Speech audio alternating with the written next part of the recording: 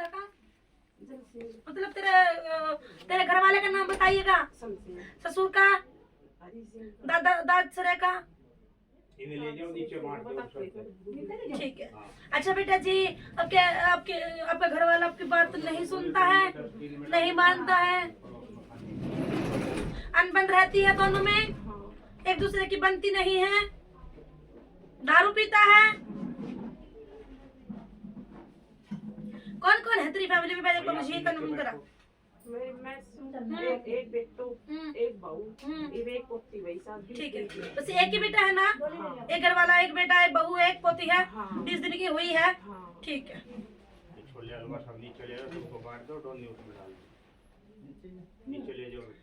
गाँव कौन सा है तेरा? नानिकवास।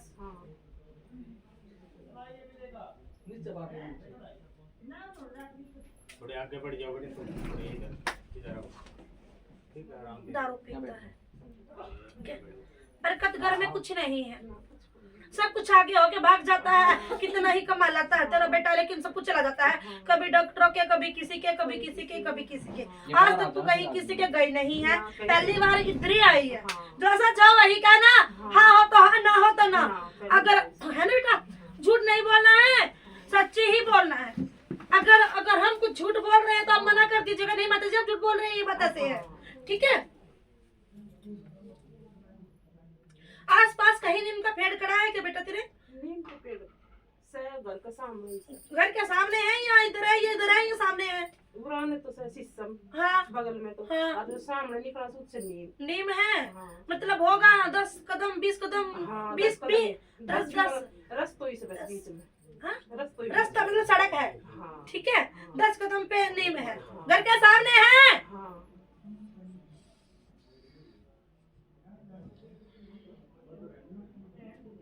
भाई ये कोई लेडीज गुजरी हुई है क्या? लेडीज घर में हो बेटा कोई? घर में मेरी जेठानी मरी थी मेरी शादी से पहले। तो फिर मुझे तो तेरे साथ में तो 60 साल की पूछा निकाल रही हूँ मैं, तेरा कल का नहीं देख रही, मैं तो पीछे तक का देख रही हूँ। अगर आप जस्ट अभी ठीक हुए हो तो आपको डॉक्टर के पास आने की जरूरत नहीं है। अगर आप बीमार हुए हो, काफी दिन से बीमार चले हो, तभी तो आप डॉक्टर के पास जाओगे। डॉक्टर तो सारे चेकअप करेगा, खून टेस्ट करेगा, हर चीज आपकी टेस्ट करेगा, तभी बीमारी देखेगा। तो हम यही हमारा होता है कि हम 60 साल तक की पूछा निकालते हैं। तेरी जेठानी गुजरी है और वो बेटा जवान थी। ठीक है, तेरी शादी होने से पहले गुजर गई थी, लेकिन बेटा आप लोगों ने कहीं दिखाया बुलाया नहीं है। और दबाव पड़ता है क्या तेरे ऊपर? मतलब किसी चीज ने आपको दाब लिया है? हाँ, कमर में भी दर्द है, जीभ घबराने लग जाता है, सांस फूलने लग जाती है, आपकी पैरों में दर्द रहता है, कमर में दर्द रहता है, ये चीजें आपके साथ होती हैं। सिर में चक्कर भी बना रहता है, टेंशन दिमाग से निकलती नहीं है।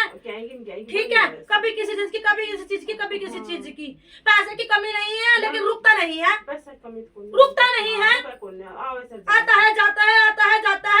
काम अच्छा है तेरे बेटे का, लेकिन पैसा नहीं रुकता है। फिर ऐब एक नहीं, एक पीढ़ी तक का भी ऐब नहीं। अगर बाहर लुक छुप का पी रहे तो वो बात अलग है, लेकिन आमने सामने कोई ऐब नहीं, किसी चीज का बने, ना दारू का, ना बीड़ी का, ना मतलब मैं शुरू से लेके आखिर तक का कह रही हूँ, किसी चीज का भी कोई ऐब तेरे बेटे के अंदर नहीं है। ठीक है, लेकिन बेटा जी पैसा टिकता नहीं है, बरकत तेरे घर में है नहीं, और दबाव तेरे ऊपर बढ़ता है। मतलब और भी कोई घर में दबता है क्या? परछावा नहीं दिखता, अब कोई था अब नहीं है, अब था अब नहीं है। तुझे दिखता है कोई लाल साड़ी में या काली साड़ी में दिखती है? दिखी थी, वो तेरी जेठानी है, तेरे घर में है, तेरा घर बिल्कुल बर्बाद होने पे आ गया है। ठीक है, अब कब शुरुआत हो चुकी है बेटा, लेकिन आने वाले समय में बहुत बर्बाद हो जाएगा। हम अपने मुंह से नहीं कहेंगे, कुछ भी हम नहीं कहेंगे, लेकिन जो हमें दिख रहा है हम वो बोल रहे हैं। तेरी जेठानी तेरे घर में है और चुड़ैल वाला रूप ले रखा है। और जब वो भी में गुजरी थी क्या? बीमार मतलब प्रेग्नेंट थी?